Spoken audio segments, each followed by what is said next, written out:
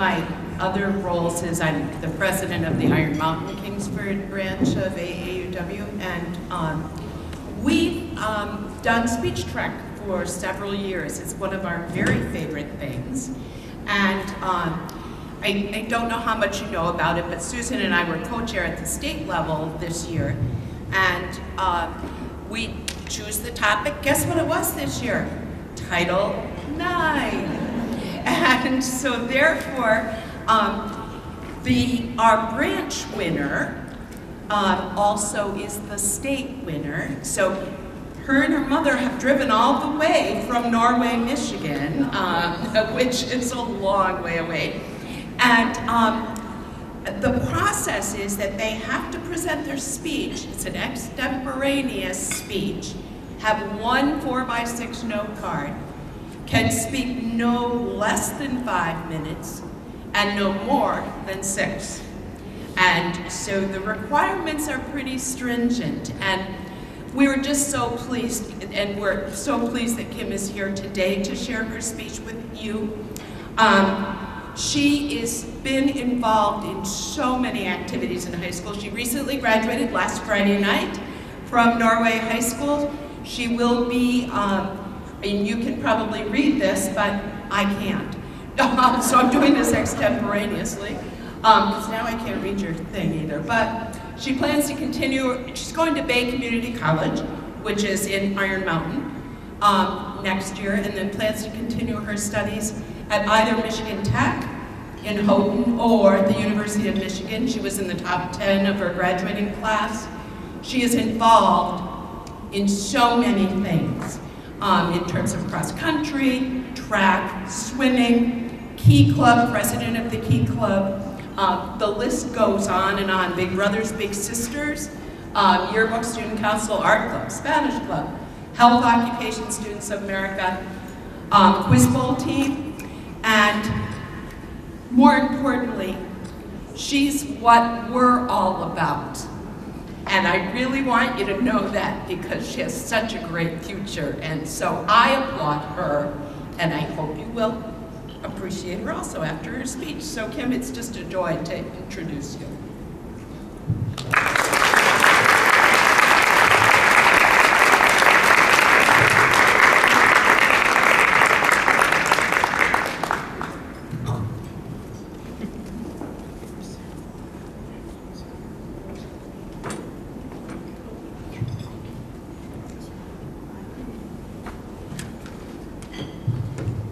Hi everyone, my name is Kim Glanville. As Mrs. Van Gass said, I am a recent graduate from Norway, Michigan and Michigan's Upper Peninsula.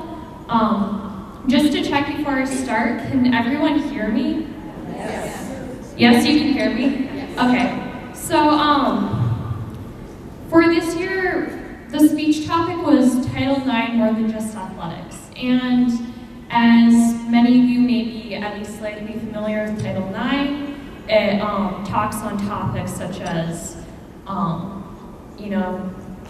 education and sports, and being a person involved in many sports such as cross country, track, and varsity swim team. This topic touches pretty close to my heart, so I would just like to start my speech, and I hope everyone will like it. So, all right. It's hard to imagine that less than 50 years ago, fewer than 7% of female students participated in high school sports. Athletic scholarships were non-existent, and despite the many injustices that remain today for women in sports, high school sports would have never been possible for women without the establishment of Title IX.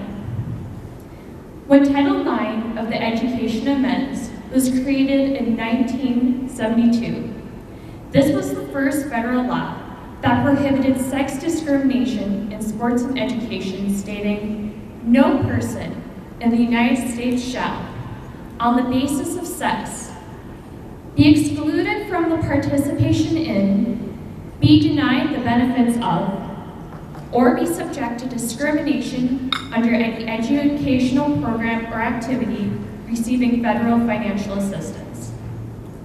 Why has this made such an impact, you may ask? Well, today as a woman, I've been allowed the opportunity to participate in any high school sport that I want. If I was a little girl and said, "Mom, I want to be a female wrestler," she may have giggled at the thought that her little girl wants to wrestle sweaty boys in a singlet, but nevertheless, my dream to be in a male-dominated sport would have been supported by my parents and countless others. However, this is a privilege that has not always existed for women. Take, for instance, Kathrine Switzer, the first woman to ever run in the Boston Marathon.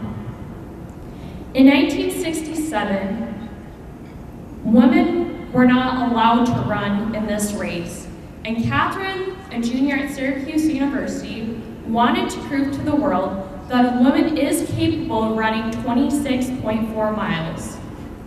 Since women were not allowed to participate, no one questioned her as she put K.B. Switzer on her application.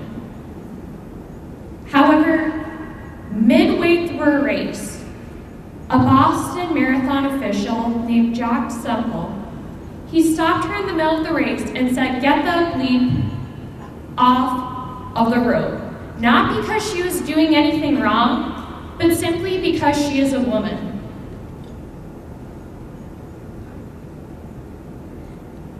Kathrine managed to finish, but after such a traumatizing experience, she became one of the biggest advocates for the ratification of Title IX.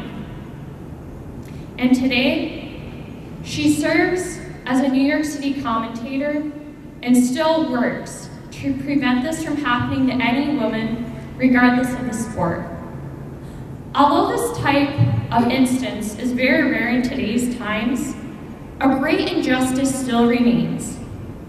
On the pay scale, women's college teams only receive 1/3 of the recruiting dollars for sports and 36% of all of the operating funds used for college sports. If this isn't shocking enough, in 2015, the U.S. women's national soccer team, they won the World Cup and they only received $2 million. In the previous year, Germany's men's team, they received $35 million, while the U.S. men's soccer team, who was in 11th place when they finished, they received $9 million, and every team that was eliminated in the first round received $8 million each, which is 4 times the amount the U.S. women's national soccer team winner. Although there is much work to be done with Title IX and the fight for equal pay, Title IX has worked to increase self-confidence in girls. It has been proven by the Women's Sports Foundation that women who are active in sports are less likely to become overweight or obese throughout high school, college, and beyond. And it is estimated that women who are in high school and college sports, they have better academic standings and have more self-esteem. For me, Title IX is more than just sports. By allowing me the opportunity to be in sports in high school and before, it has made me a leader.